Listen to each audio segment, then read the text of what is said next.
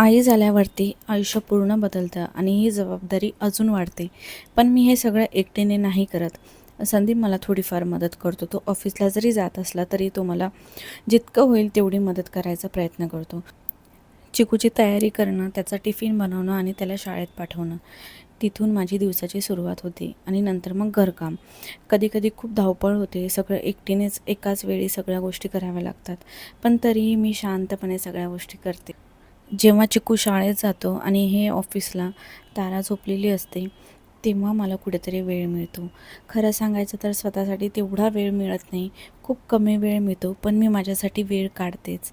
मला जेव्हा थोडा वेळ मिळतो ना, तेव्हा मी माझ्यासाठी ठेवतेच.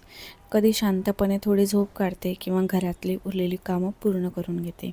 थोडं स्किन केअर करते, स्वतःला थोडंसं पॅम्पर करते, हेअर केअर करते आणि सोबत 1 कप गरम चहा घेतला की सगळा थकवा निघून जातो.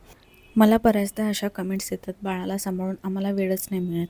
तर वेळ हा असाच मिळत नाही, तो काढावा लागतो. नाहीतर दिवसभर आपल्यासाठी वेळच उरत नाही. 24 तास सगळ्यांसाठी असतात, पण त्यातला थोडासा वेळ आपण स्वतःसाठी काढलाच पाहिजे. आणि त्या वेळेत आपण आपल्या आवडीच्या गोष्टी केल्या तर अजून छान आणि फ्रेश वाटतं दिवसभर. खरं सांगायचं तर आपल्याला कोणी येऊन सांगत नाही की तू स्वतःसाठी वेळ काढ म्हणून. म्हणून आपली काळजी आपणच घ्यायची, आपला वेळ आपणच काढायचा आणि त्या वेळेत आपल्या आवडीच्या गोष्टी करायच्या. व्हिडिओमध्ये जरी परफेक्ट दिसत असेल ना, पण खरं आयुष्यात असं नसतं. आपण थोडं समजून घेतलं आणि नीट मॅनेज केलं ना, तर सगळं हळूहळू जमायला लागतं. आणि सगळ्यात महत्त्वाचं म्हणजे मी हे सगळं माझ्या मुलांसाठी आनंदाने करते. तुम्हीसुद्धा स्वतःसाठी वेळ काढता का? मला नक्की सांगा. तोपर्यंत बाय.